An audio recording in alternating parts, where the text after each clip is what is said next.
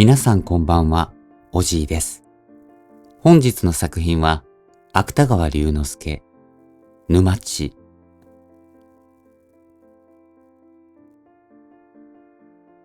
ある雨の降る日の午後であった。私は、ある絵画展覧会場の一室で、小さな油絵を一枚発見した。発見というと大げさだが、実際そう言っても差し支えないほど、この絵だけは思い切って最高の悪い片隅に、それも恐ろしく貧弱な縁へ入って忘れられたようにかかっていたのである。絵は確か沼地とかいうので、画家は地名の人でも何でもなかった。また絵そのものも、ただ濁った水と湿った土と、そうしてその土に反応する草木とを描いただけだから、おそらく尋常の見物からは文字通り一個さえも受けなかったことであろう。その上、不思議なことに、この画家は大写たる草木を描きながら、一はけも緑の色を使っていない。足やポプラーやイチジクを彩るものは、どこを見ても濁った黄色である。まるで濡れた壁土のような重苦しい黄色である。この画家には草木の色が実際そう見えたのであろうか。それとも別に好むところがあって、ことさらこんな誇張を加えたのであろうか。私はこの絵の前に立って、それから受ける感じを味わうとともに、こういう疑問もまた差し挟まずにはいられなかったのである。しかし、その絵の中に恐ろしい力が潜んでいることは、見ているに従って分かってきた。ことさらに前景の土のごときは、そこを踏むときの足の心持ちまでもまざまざと感じさせるほど、それほど的確に書いてあった。踏むとぶすりと音をさせて、くるぶしが隠れるような滑らかなおでの心持ちである。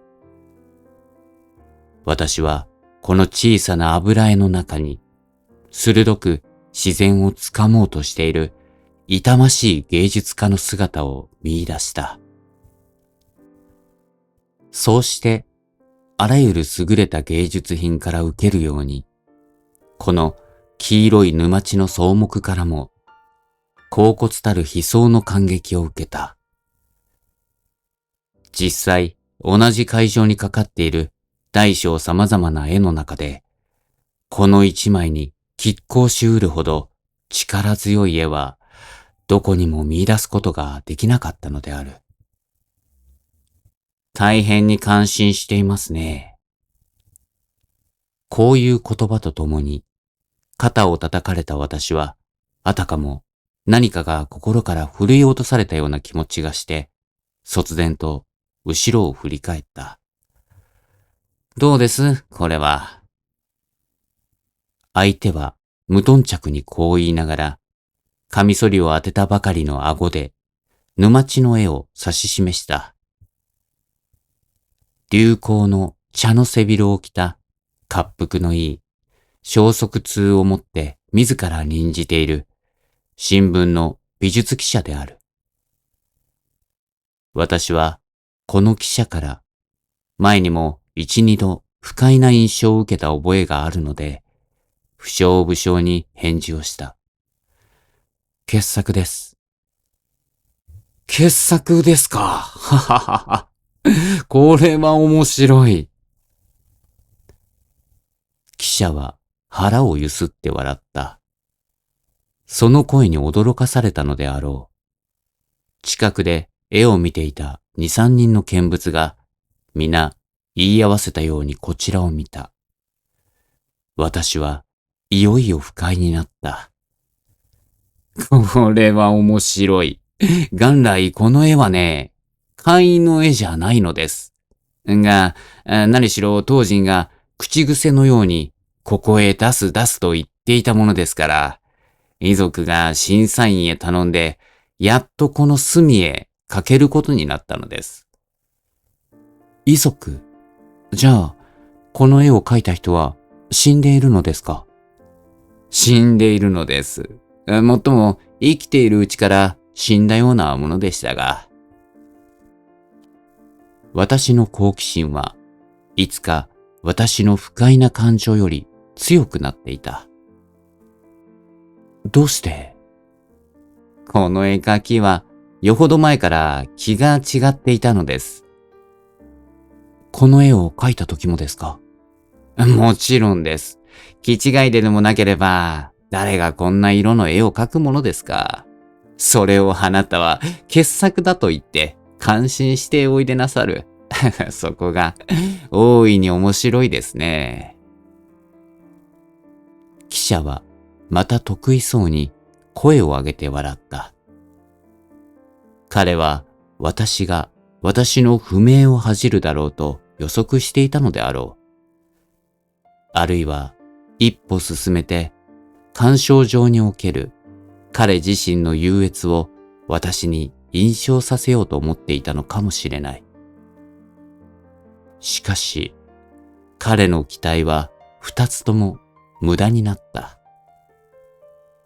彼の話を聞くとともに、ほとんど厳粛にも近い感情が、私の全精神に言いようのない波動を与えたからである。私は焦然として、再びこの沼地の絵を凝視した。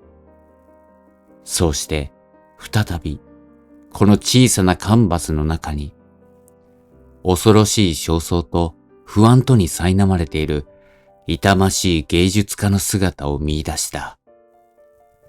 まあ、もっとも絵が思うように描けないというので気が違ったらしいですがね。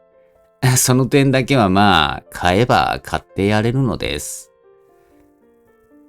記者は晴れ晴れした顔をして、ほとんど嬉しそうに微笑した。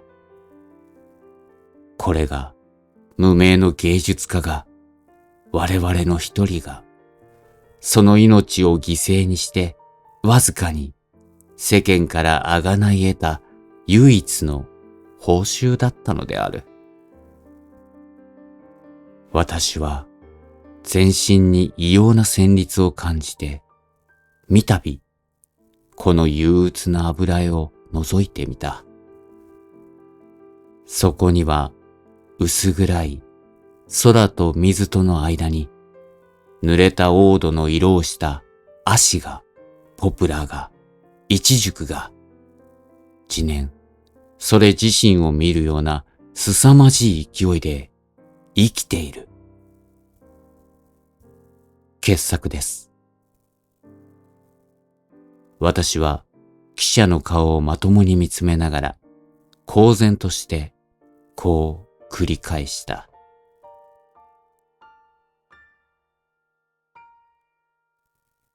芥川龍之介、沼地でした。お相手は、オジーの朗読者でした。またのご来店、お待ちしております。